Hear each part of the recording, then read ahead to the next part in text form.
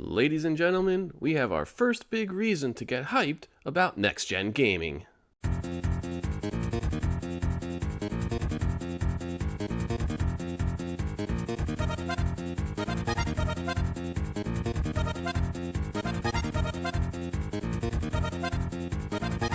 What's up, guys? Welcome to the Spandex channel. So, Jeff Keighley has been doing his Summer Game Fest events, and he did one recently on the Unreal Engine 5. Now, this was by the way, Jeff Keighley, let's give it up, man. He's underrated. Okay, he gets a lot of flack, but I always liked you, Jeff Keighley. I know you're watching. So, the video was about an hour long. It showed about less than 10 minutes of a demo footage, tech demo. We took some notes here. I took some notes, so we're gonna figure out what's going on here. So let's see here. Yeah, he was talking to Tim Sweeney, CEO of Epic Games, as well as a bunch of two other people involved in the project. So yeah, they showed what they say was a gameplay demo of running on a PS5 dev kit. I think they may have even said PS4 accidentally, but PS5 dev kit, which of course Unreal will be on Xbox and PC as well. Talked about two key things, Nanite and Lumen. Nanite seems to be, now I'm not a huge tech person, I have been following the industry for a long time, but what they're talking about is a system that generates incredibly detailed environments without a ton of resources need to be put into it, which is really exciting. Dynamically create incredibly detailed environments. This will be to ease the burden of developers. So you won't need like 1,000-person team in theory. Lumen is more dynamic lighting, which we've seen before, but this is in the same vein where it is a lot easier and it sort of does it on its own, creates dynamic lighting so you can move it around and it's just easier to create.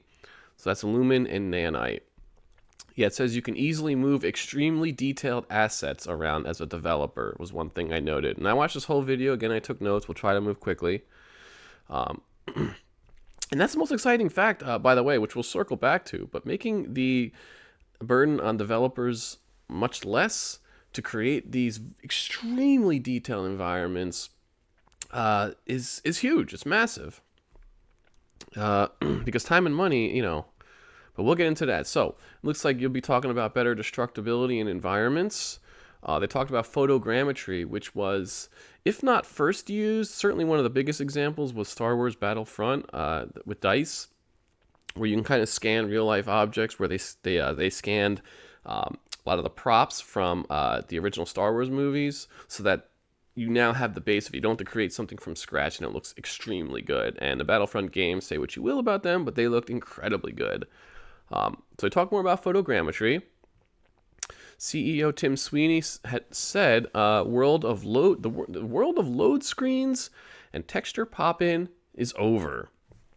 We'll see about that. That's a statement, but if that's true, I mean, yeah, that's pretty good. Now, this definitely increases my hopes for steady 60 frames per second on next-gen consoles. Excuse me, it's something they've been talking about. They've even been talking about 120 frames per second, but we've been hearing that song and dance for a long time, and but this could, in theory, make it a lot easier if textures and assets and environments and all of that and lighting are much easier to build.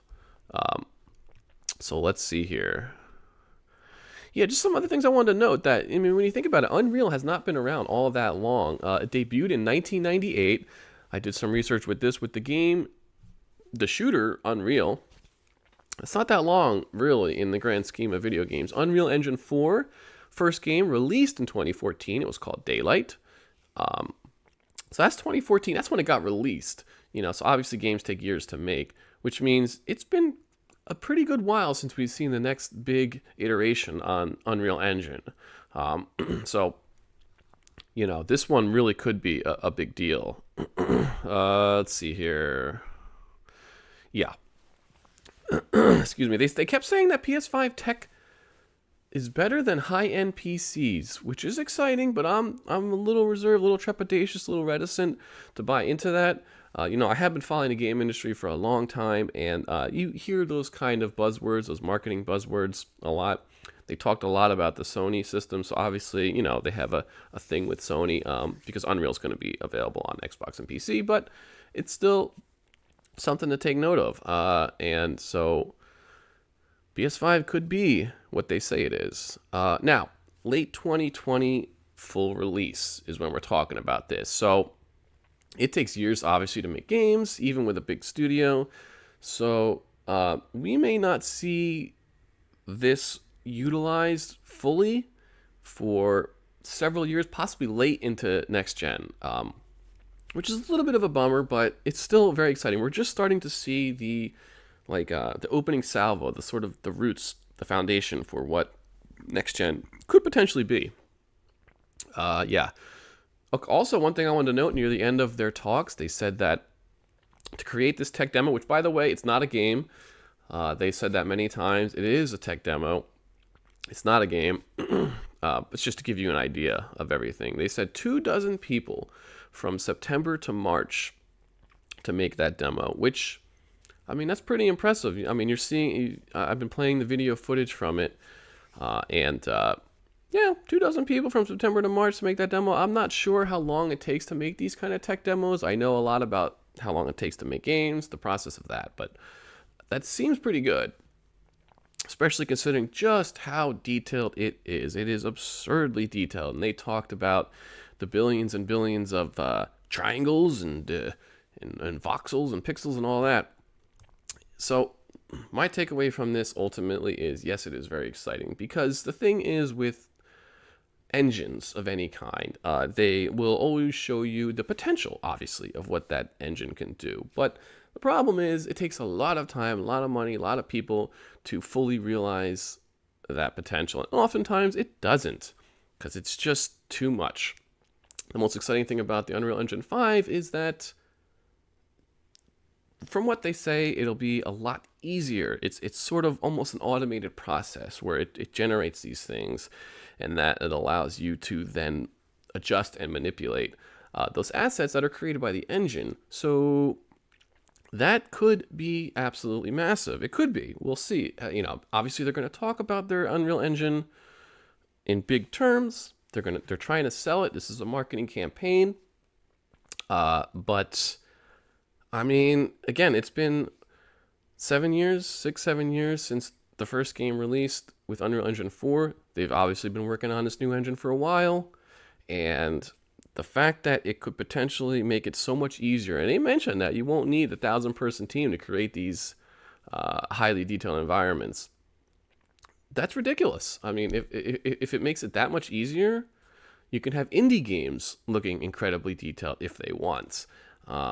So yeah, those are the notes I took, you guys. This is from Summer Game Fest. This has really have been pretty exciting. They obviously talked about the Tony Hawk remaster. Check out my video for that. And yeah, so Nanite and Lumen, Unreal Engine 5. Again, we won't see it until 2021 late. I think they said early releases you'll see in early next year. But still, this could be a big one.